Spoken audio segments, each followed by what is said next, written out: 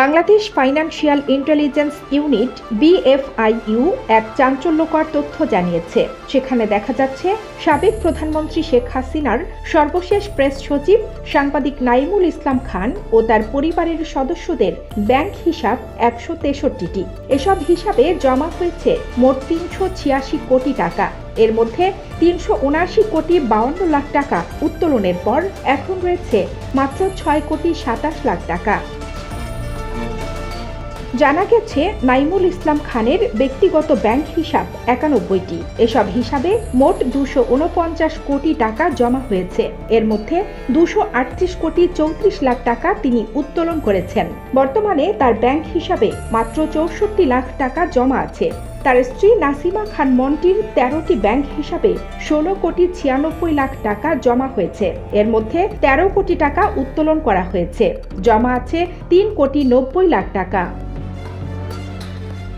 তাদের 3 মেয়ের ব্যাংক হিসাবেও মোটা অঙ্কের অর্থ জমা হওয়ার তথ্য মিলেছে।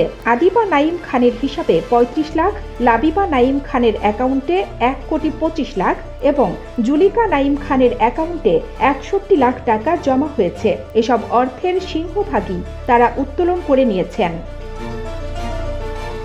এছাড়া নাইমুল ইসলাম খানের স্বার্থ সংশ্লিষ্ট প্রতিষ্ঠানের 46টি হিসাবে জমা হয়েছে 127 কোটি 64 লাখ টাকা।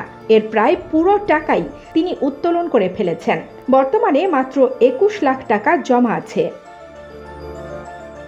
গোয়েন্দা প্রতিবেদনে দেখা যায় নাইমুল ইসলাম খান ও তার স্ত্রী সন্তানরা মোট 12টি ক্রেডিট কার্ড ব্যবহার করেন। এসব কার্ডের সর্বমোট সীমা 28,35,367 টাকা। কার্ডগুলোতে বর্তমানে বকেয়া পড়েছে 48,408 টাকা। হাসিনা সরকারের পতনের পর গত 25 আগস্ট নাইমুল ইসলাম খান ও তার স্ত্রী সন্তানদের ব্যাংক হিসাব ফ্রিজ করে কেন্দ্রীয় ব্যাংকের আর্থিক গোয়েন্দা বিভাগ Bangladesh financial intelligence unit BFIU। যদিও এর আগেই তারা প্রায় সব টাকা উত্তোলন করে নিয়েছেন।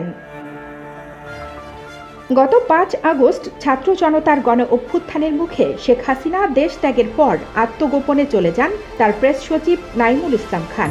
এরপর তিনি তার পরিচালিত পত্রিকাগুলো বন্ধ ঘোষণা করেন। কানিজ ফাতেমা নিপা, খবর সংযোগ।